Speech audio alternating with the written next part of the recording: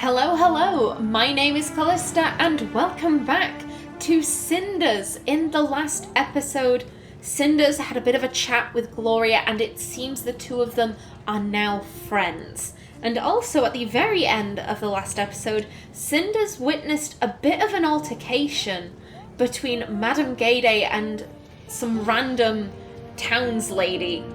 The woman was accusing Madame Gayday of having put a curse on her cow and the cow died. The captain of the guard did step in, but it seems like Madame Gayday is considering leaving town. It seems that this has been quite a frequent occurrence. Now, I don't know if Cinders heard all that, but let's see what Perrault and Madame Gayday are willing to tell her. Good day to you too, Captain. May I inquire what's going on? Or just another day in town as usual. Nothing out of the ordinary. Sure, let's attack the witch, as usual. Exactly my point. That is not what I meant. I meant there is no danger, so you do not need to worry, Cinders. Everything will be fine. Don't you have some robbers to kill? Or at least vagabonds to hold down by the ear? Or did picking up girls just become a priority for the town's watch?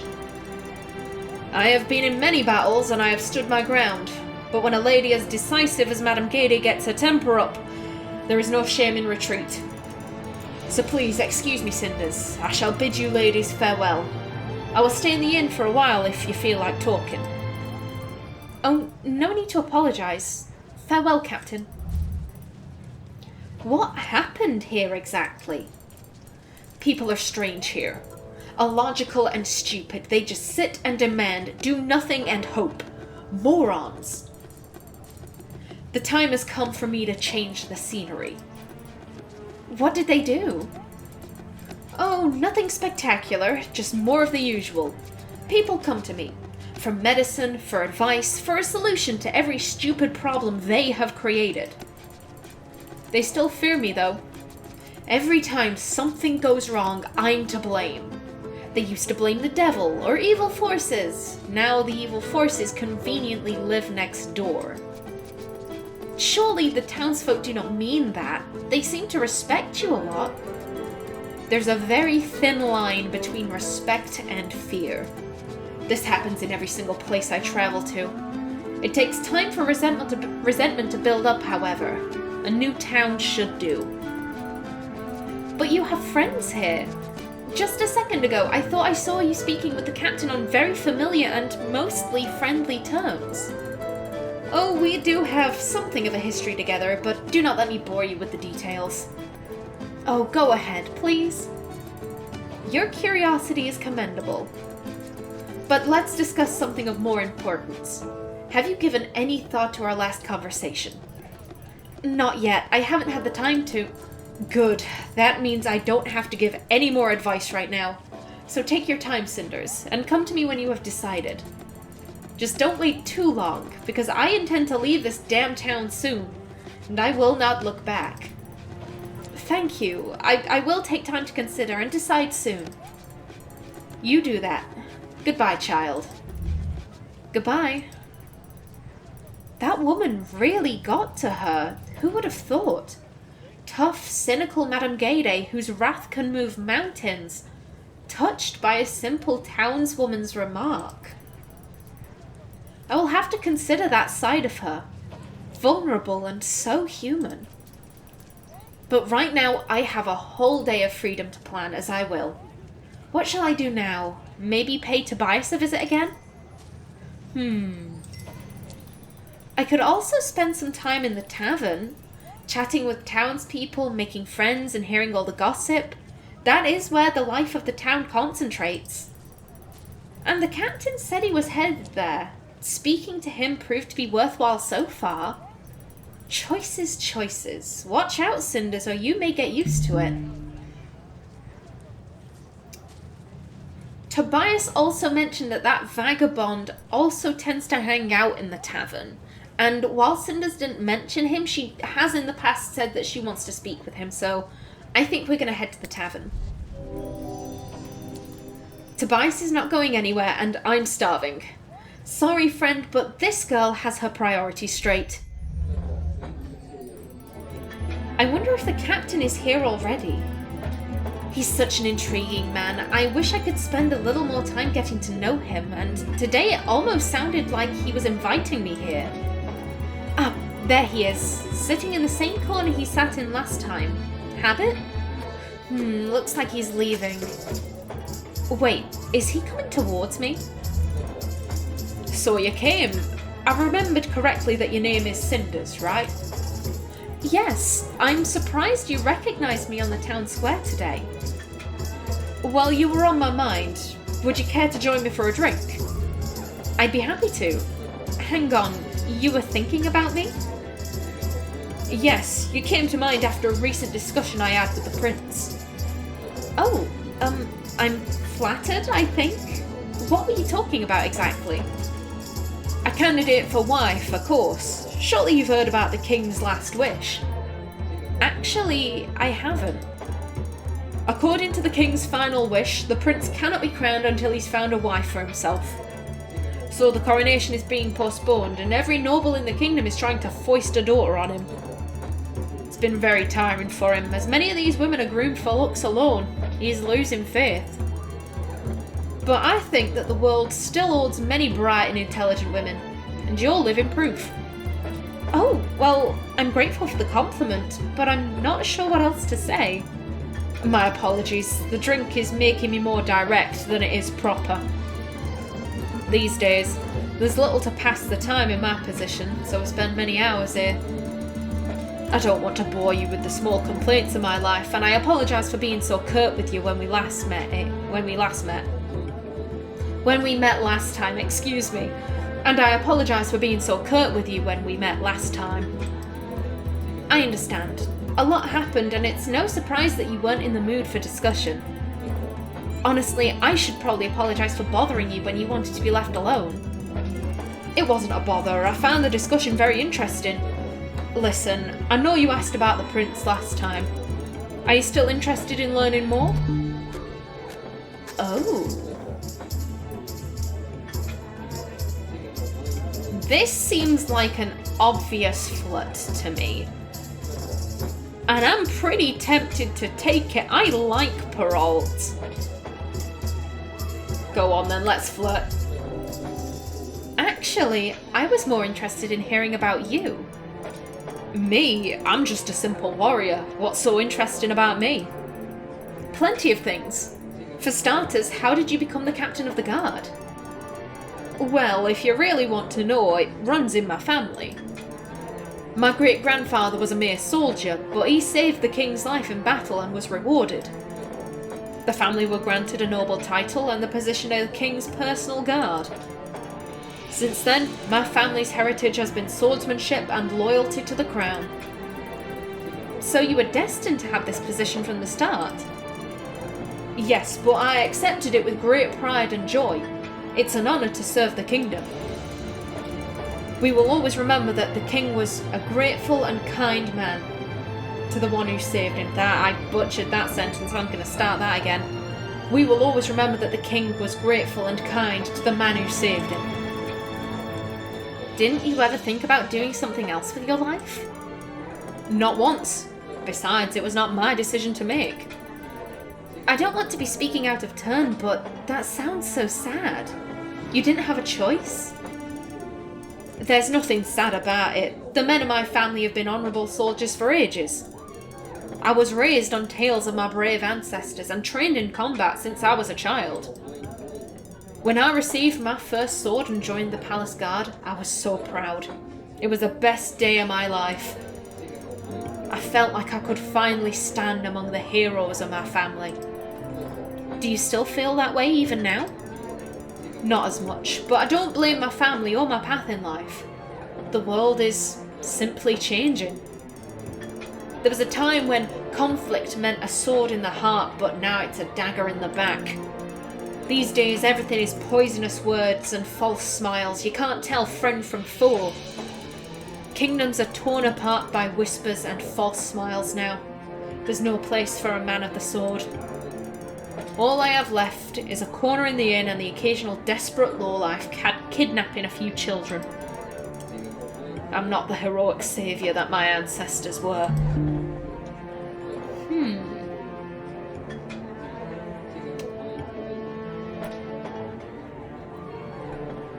one hand, I think you are still needed would boost his esteem. At the same time, I don't... Does Cinders really haven't... If he says, how am I still needed, then Cinders might be a little bit stuck. I mean, yeah, he did save that child the other day, but if I'm being brutally honest, anyone could have done that. Any town guard could have done that. It wasn't necessarily a captain of the guard's job. This is providing a solution. And again, it's... I think they've been flirting. Maybe I'm reading too much into this. I always did like a man with a lot of buckles. Let's carry on with the kind of flirtatious path. Perhaps you should settle down then. Start a family. Get married if you're not already. Nice. Nice way to dig their cinders, I approve. And then what? Become a farmer? Well, sure, if it makes you happy. That's not the life for me, although I understand your point. It would be nice to settle down eventually, find a wife and have a piece of land to call my own. But that's a long way off. I can't abandon the prince now. Things are too delicate right now. He's young and promising, but I don't think he'll be able to face opposition alone. Even if there is no need for my sword, my family is sworn to protect the crown, and I shall do that to the best of my ability. That's enough of such heavy subjects, though. I'd rather get to know you more, if you don't mind. You look like a girl from the town, but I haven't seen you around. I don't live in the town, actually. I live in the house ruled by Lady Carmosa. Oh, forgive me, I didn't realise you were nobility. Your clothes give you the appearance of one of the townsfolk. I didn't know you were incognito. It's not a disguise. This is what I wear every day. After my father passed away, Carmosa took over. She treats me as one of the servants, but without any pay. I don't even have money to spend on clothing. I'm sorry to hear that. It's a shame your father chose Carmosa to take over the estate. He chose her? Isn't that what happened? Before he passed away, he should have left a will. The will would appoint the next head of the house. It's a shame he didn't choose you. I've never heard anything about his will. I don't think father would willingly put me in this situation. That doesn't sound right at all. If Lady Carmosa wasn't appointed, she's breaking the law. I didn't realise that. Something about this situation seems suspicious. I hope you get it sorted out. I wish I could speak with you longer, but I must start my patrol. It was a pleasure talking with you. If you ever need anything, I'd be happy to help you. Thank you. I'll see you then. Take care of yourself. This is the first time I've heard of Father's will. I wonder why he never wrote one. Unless he did write one. In that case, what happened to it? I'll have to investigate as soon as I get the chance. Well, there's no point in sitting here in the tavern alone. I don't want to attract the wrong company.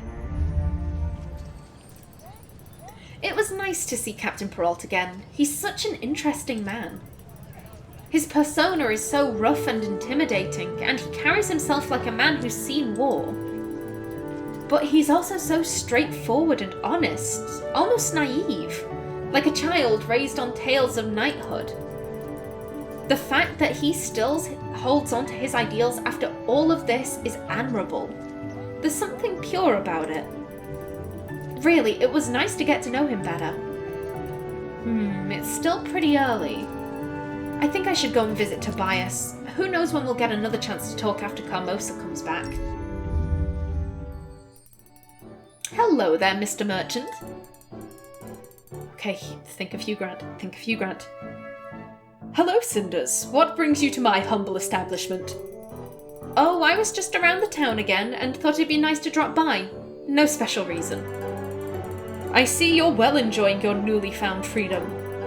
Can't deny it. So, how was your day? I'm glad you've asked. Something strange happened that I need to talk about. That, or I'll start wondering if I dreamt it. Oh? Did you win the royal lottery? Just as improbable, I actually had a conversation with Gloria. Oh, I'm sorry, was that it? The unreal thing was that you talked with your sister? So I presume it was something more than a simple exchange of insults. To be honest, I'm not sure what it was myself, but it was different. We were both speaking, and I think this time she was listening. She also said that I'm free to do what I wish today. Now that's just awkward. Would you like to get some herbs? I'm sure she must be ill. I'm serious, Tobias. It may seem like nothing to you, but believe me, those little things that are probably ordinary in normal families, they don't happen in our house. Maybe she sees and understands more than you like to give her credit for. With all the blindness that comes from her resentment towards you, she'd have to be a complete fool not to realize that she cannot control you indefinitely. It sounds manipulative and complex, so there's a large chance that that's exactly what made her, or Carmosa, give me a day off. There's also the slight chance that excuse me. Tobias, it's the Hugh Grant voice. It always throws me for a loop. There's also the slight chance of Gloria just trying to be nice to her sister for a change.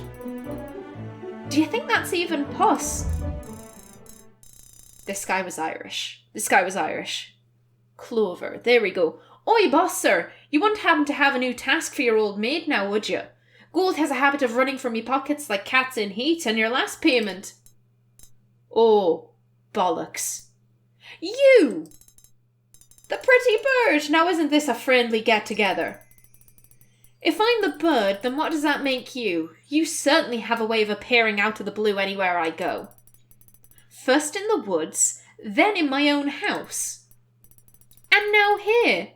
You must be the most popular person in the whole kingdom. In any case, you came just in time. In time to answer my questions and answer them fully. And candidly. Such terrible words come from that pretty mouth. Frankly, Cinders, I'm curious as well. A bit uneasy, but mostly curious.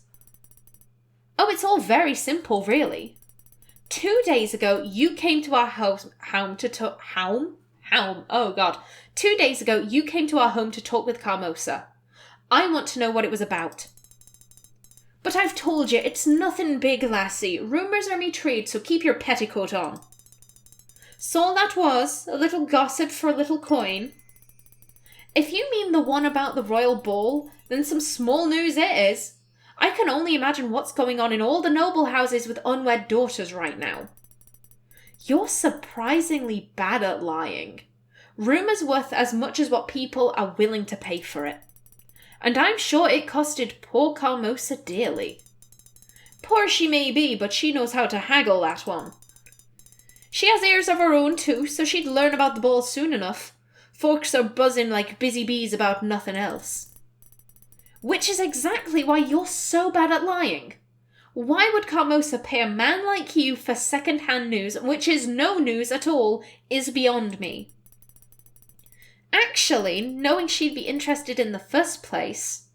Say, you never told me how exactly did you meet Lady Carmosa?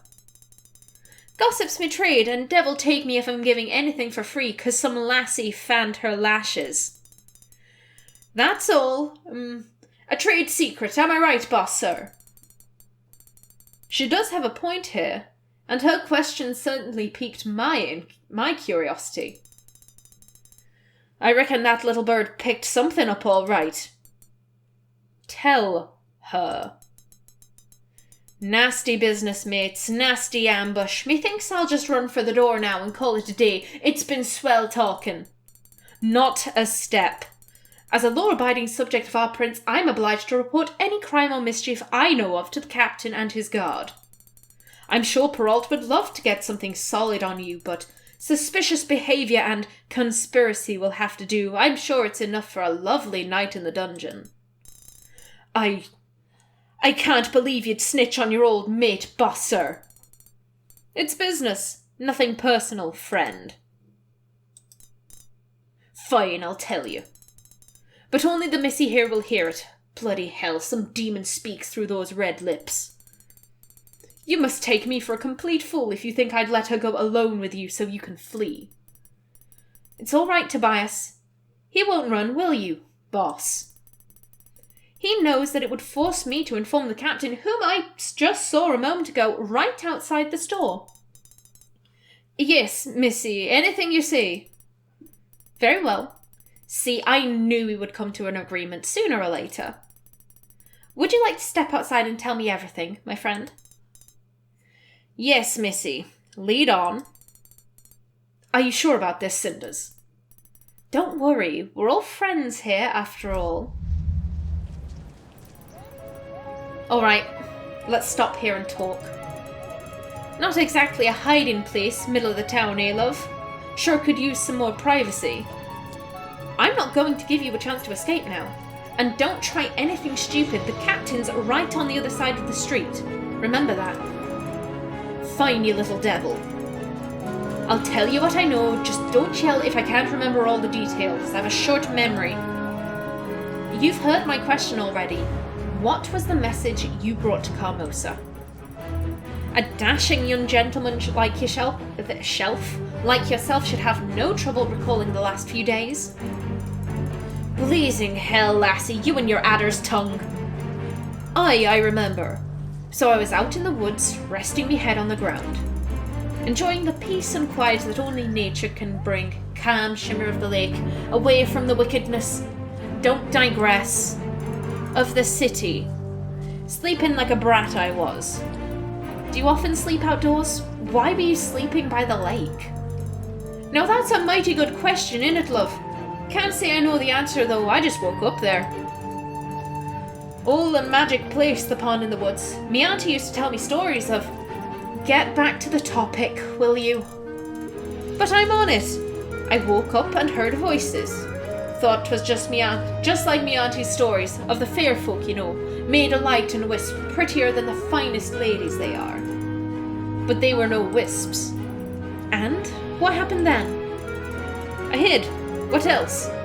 This head's still upon this neck, 'cause I know when it's time to jump into the bushes. You know what I mean. Who were those people? An excellent question, Birdie.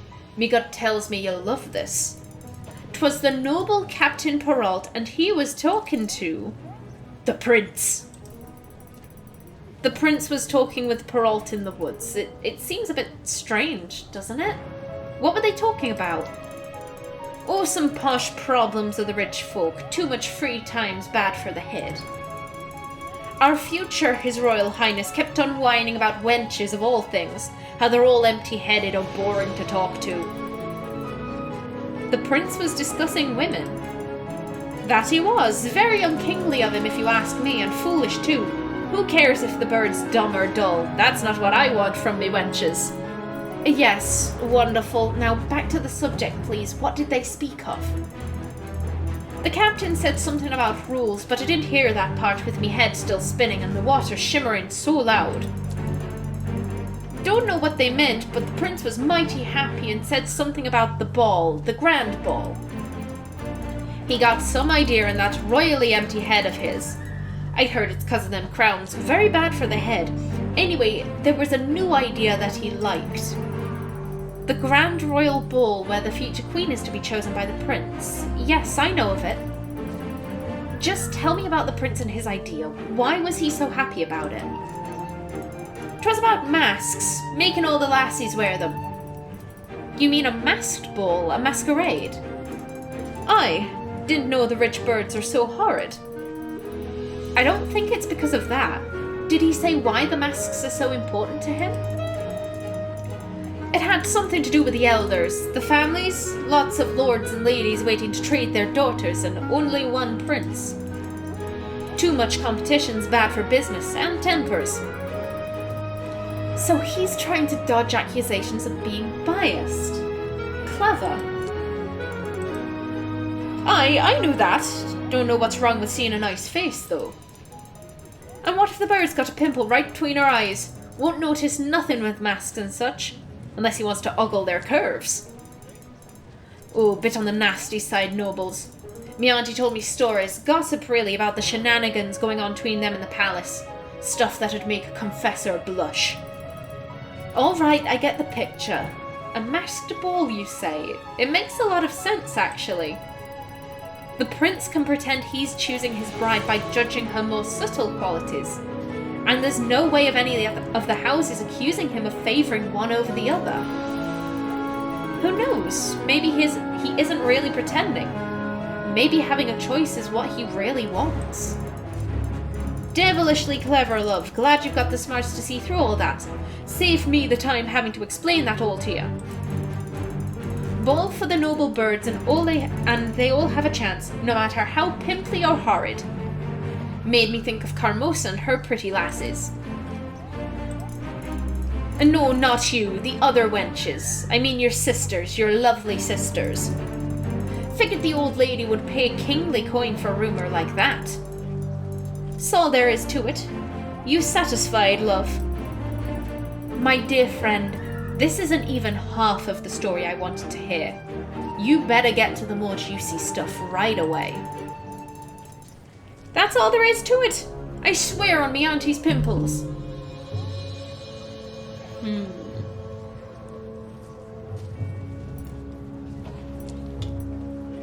We've threatened him once, but that was saying, oh, we'll go tell Carmosa that we've seen you. Other people might have seen you. I mean, I guess she could say, if you don't start talking, I'm gonna start screaming. That's always a good threat, but then he'd probably run. Does this guy have morals? This is intriguing. Focus on his connection with Carmosa is very intriguing, and I want to see if we can follow up on that. It's all fine and beautiful what you've told me, but there are so many things missing, my friend. Like, why is it so important for Carmosa that the ball will be a masquerade? But what puzzles me even more is how you knew it'd be interesting for her in the first place. You would have to know her pretty well to figure that.